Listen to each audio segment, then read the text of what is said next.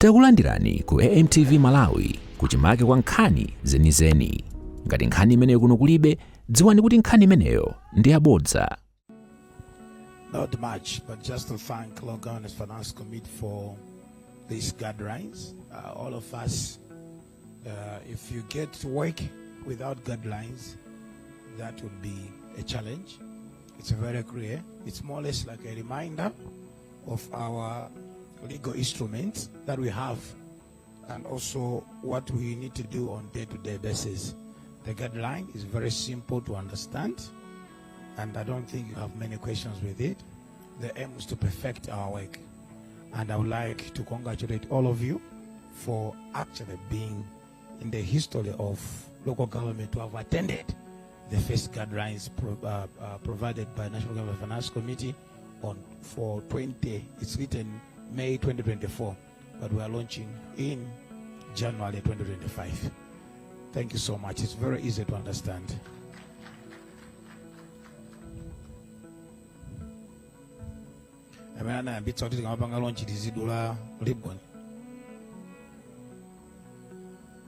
Where are the journalists?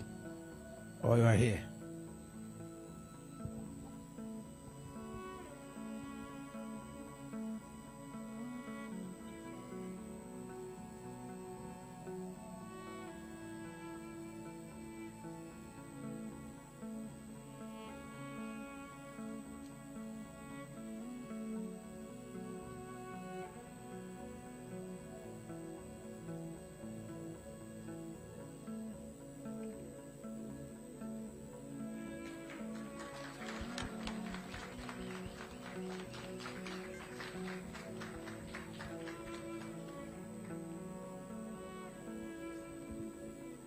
Colleagues, I would like to close the workshop.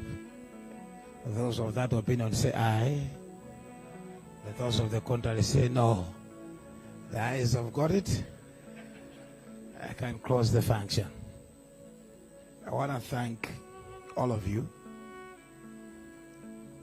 for attending this function. No apologies. For the first time, all councils are here. We've always wanted all city councils to be available. This time around, they still have questions. Like we have Ruchenza Town Council here, we have Mangochi Municipal here. They have not gotten what we have gotten. At least 2.0, where is Framings? 2.0, we are taking care of, GC 2.0, we are taking care of all councils 35. Right now we are at 28, but come GC 2.0 we should be able to provide resources to all 35. Then there shall be 37 because of Salima and data. My words, as always, is to thank you and appreciate you for working hard in very difficult circumstances at times, but also to thank you for delivering on behalf of government. Dr. Chakwera will not be in Mwanza each and every day, but the DC will be in Mwanza each and every day. Dr. Chakwera will not be in Katabe each and every passing day, but the DC will be in Katabe each and every passing day. When government wants to implement its work, it does that with trust. We trust that wherever you are doing a good job. Chaka chino cha masango musalowe nkuyesedwa. You can borrow a leaf from people like Simwaka who tell you how he has survived to this date. Boma and Ndilomweli. You don't have two governments. Osa maenda chotangadzira. Makudzwa kutangadza. Makudzwa kutangadza. Government has the best intelligence system ever. Best intelligence system ever. save one government, save His Excellency Dr. Lazarus Makafe Chakwera. Because the work you are doing, if he doesn't want you, he should have taken you out there. Don't say, I'm including myself. If he doesn't want me, if I go out there, I'm fired. Kulibe sozo kuti ai mafusa anthu amandikonda kulibe zimenezo. No one should feel that he deserves to be where you are. No one. No one. I deserve to be here. No. Including support staff. Every one of you is there because Dr. Chakwera wants you to help him implement what he wants to implement in that particular area. Boma ili silisanka. Boma ili libezo kuti uku, as long as it is fit for those people. A very good example here. I come from Doha. If it was a monopoly, I should have been receiving 2 billion kwacha today. But Cholo receives 1 billion, Doha receives 600 million. Just because they fit into that and they have done what was supposed to be done. That's what this government is all about. Hello? Can I wake you a little bit? I want to wake you a little bit. So we don't want any DC or Rangata, minded. No. Save one president at a time. His Excellency Dr. Lazarus Makafe Chakwera. It will be very easy for you. And everyone will understand you.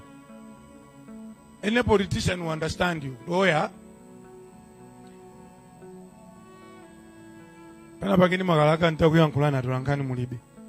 Chifukwa mabodza amayamba ndiwo watulankani. Walalata Chimwendo. Wakalipira ma DC. Ndukalipa ine pano.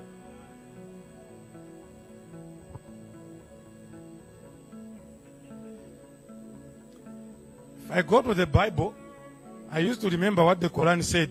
The Bible says the truth sets people what? Free. If I lie to you that you are not under watch, dingo kupirikitsa nkoni. Ask madam, I will tell you, government ikamafuna zinthu kwa DC. Lero mafoni ndili nawo apo.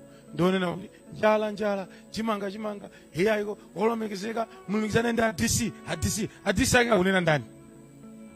Kapena alipo wewe na DC yake. Hello? Alipo wewe na DC yake? Simundia ndakopyeza. DC ndi mmodzi. DC ndi mmodzi, controlling officer ndi mmodzi. You must make sure you save one government.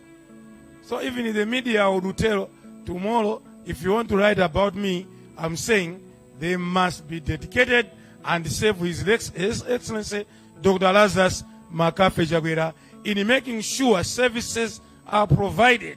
The policy implementation you are implementing, it is a policy on behalf of the president of this country. Not on behalf of an opposition party.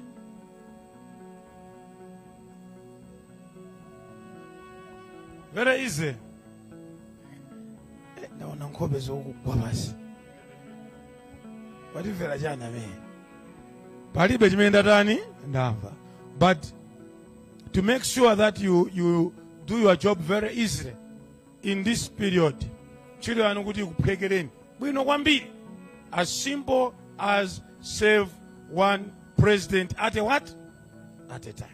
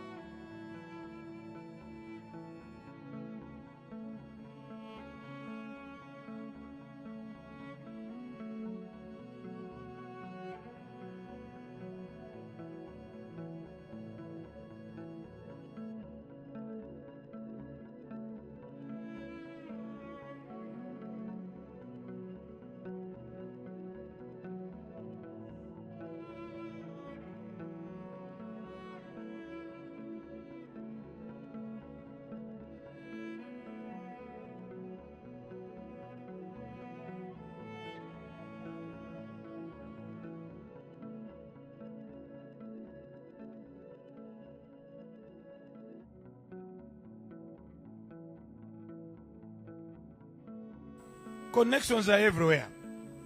Maso Malawi anachuluka paliponse. Paliponse, if you abuse resources, woko nani.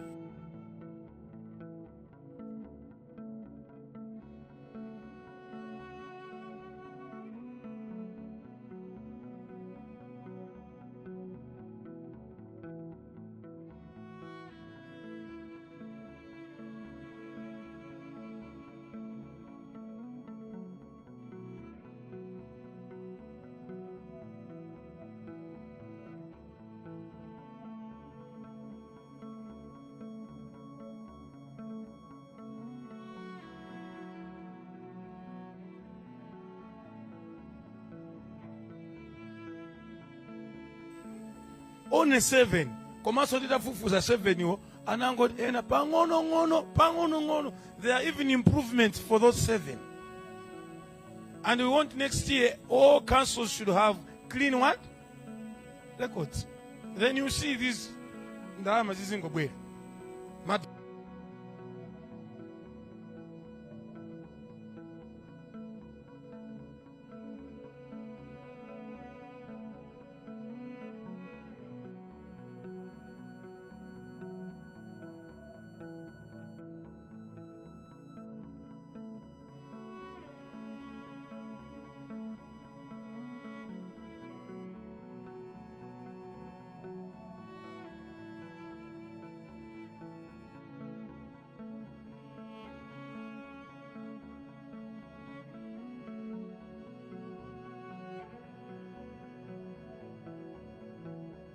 Boma Ndilomweli.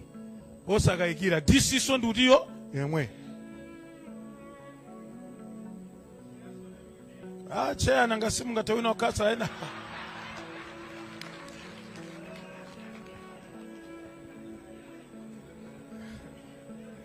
Zanu zinzamu zakandi zaka zazwizwi. Ine chikalireni minister. Ndachitako fire DCRS. Tandikumbutsa nalipo DC na nchotsa kunchito. Actually, the best thing I've done is to promote all DCs. Promote their great, all of them. Find kamachita zanga zandale ni mazadi kumiti kunchito Sudan. So I don't call you every day because you are doing your job. Excellent work. I don't call kota kwacha bwanji, mwaswera bwanji. No. If there's something once in a while, 2 weeks or so, zuenda bwanji meaning. I don't call you because you are doing a good job. It doesn't necessarily mean that I'm a politician, I know everything. But I trust you know your job.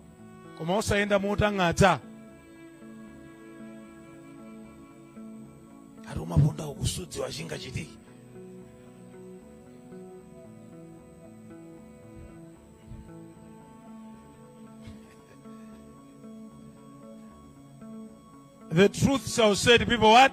Free. Even some of you, kungo sinta Boma, simunga kalima DC. Kungo sinta Boma, ena simunga kalima jani. Mama omwe, akakulanda ni maki omwe. Kuti mukachekula office mukapeza data. Amaki sa kugwira.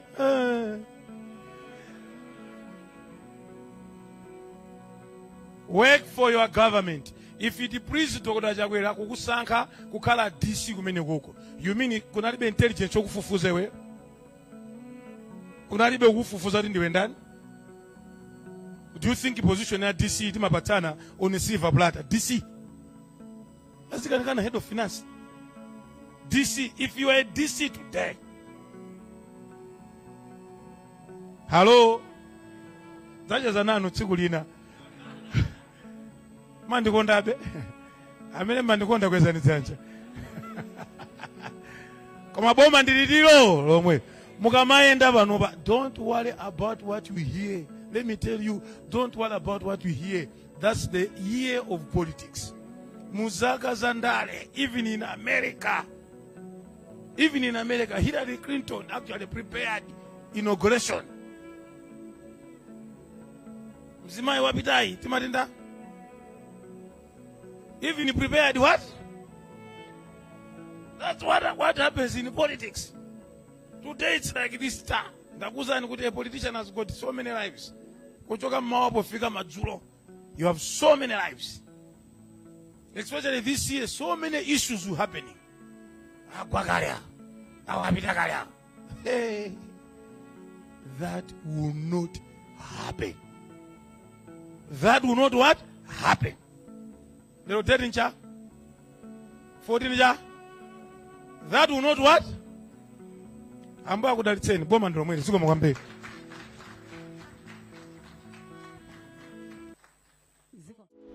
Osayiwala kupanga subscribe ku channel ya AMTV Malawi.